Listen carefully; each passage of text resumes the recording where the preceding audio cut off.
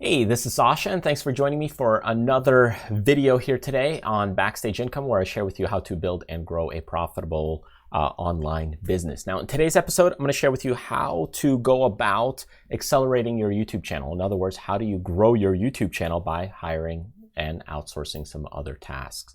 So let's get started and let's kind of take a look. All right, so first things first is what are the simple steps in order to grow your YouTube channel? If you try to do every single thing yourself, that's going to be pretty difficult. So you have to think about, okay, first thing is lay out what you want. So lay out what is it, the tasks that you need in order for other people to do, so that way you could have more time to grow your business. Because if you think about your YouTube channel as a business, you got to lay out what is it that you want done. Okay, the second thing is you got to search. You got to search and find them. So think of this as kind of a job recruiter. You have to go out and take the painful task of figuring out who is it that's going to work for you. The third part is test. So you might need to go ahead and work with some of these people. I know that in job situations, they usually hire you and then they keep you for a long period of time, especially with big companies and corporations. But if you're doing a YouTube channel, if you're working on an online business, you don't have that luxury. So it's good to test people. And I usually like to test at least 1 to 3 people, depending on the position. And then eventually one of those will stick around, and we'll talk a little bit about that here in a bit. And then number 4, it's going to be about feedback and improvement. So these are kind of the steps that you have to go through in order to grow your YouTube channel if you want to hire and outsource people and get them to do the work in order for you to kind of profit and accelerate that YouTube channel that you have. Now, the first thing that I want you to think about is that you got to lay out what you want. So what do you want? What are your wants from these people? Okay, what is it that you want to get from them? So depending on the task that you have at hand, you might want a thumbnail designer, okay, because maybe making thumbnails takes a long time for you. Maybe you have just a ton of videos, so a thumbnail designer might be great. If you have a lot of videos to edit, you might need a editor for video. Now, you can check out one of our partner sites, Video Acorn, if you need help with video. But in that case, you might need a video editor. You might need a description and keyword writer, or in other words, do some SEO, meta tag data, and that kind of stuff. You might also need someone to post for social media.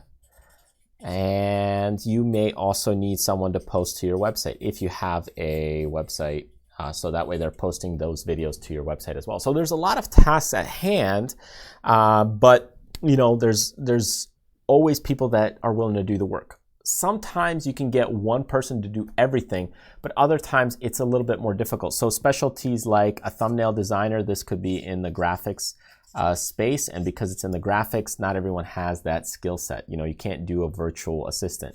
These tasks, maybe you can get kind of like a virtual assistant.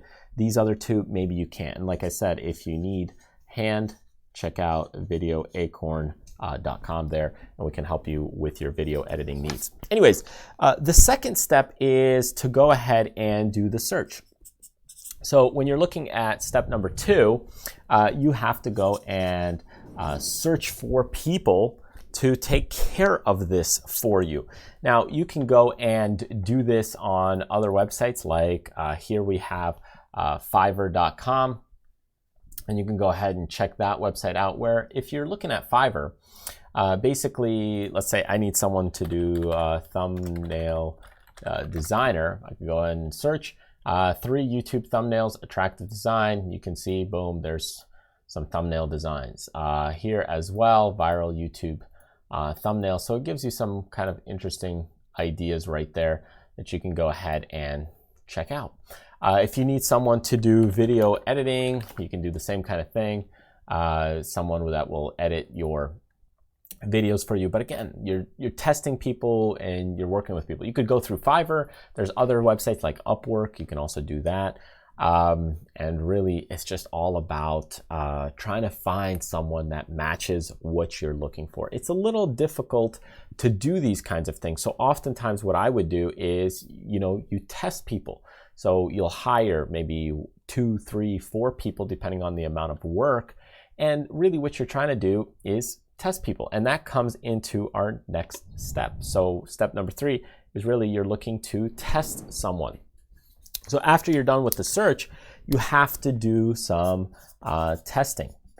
So you'll go ahead and you'll either post a job, or you might actually just hire someone. Hey, this is what I need. And you see what they do, right? And you'll get this listings of 3 or 4 people that say, hey, I want the job, or hire 2 or 3 people of what they need, and you check their results. So this is a painful process because here you're talking to people. Sometimes you're telling them what to do, what you want, your needs. You might have somebody going in and giving them the same project to all 3 people. And even though you may think it's a waste of time, you're paying them. It could be $8 an hour, it could be $20 an hour, it could be $100 an hour, depending on your tasks. And you're seeing and evaluating the results. And that's where you get into kind of step 4, which is really you're going in and now you're getting feedback. You're getting feedback from them after that test, and you're giving feedback. So you get feedback and you give feedback, meaning you get the feedback from them, seeing how they did, what they like, what they don't like. Do they like this type of work? Do they not like this type of work? Because there you'll be able to filter out people that maybe is not a great fit for you. And then eventually you give it back to them what you liked, what you didn't like about the job, the project. So that way you recognize, is it somebody that's worthwhile to continue to do the work? So anyways, those are kind of the steps and processes to go through. Of course, there's many more details if you're trying to hire and post a job and get those people to come in and bid on your project. We have other videos about that. If you're talking about designing thumbnails, again, are they doing it the smart way, the smart approach, which we also have videos about that.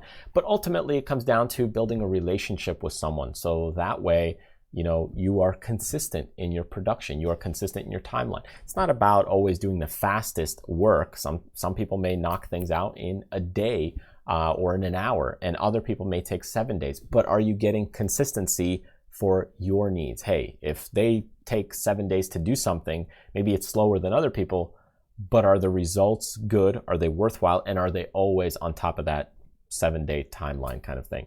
So that's really what you're looking for. And if it's a good match for you, if that's the way that you produce videos and content and are building your kind of YouTube business, then ultimately, then it's a good match and a good fit, and you can continue to grow and evolve that relationship with time. Now, you may be able to condense it to just having one person if they can all do those skill sets.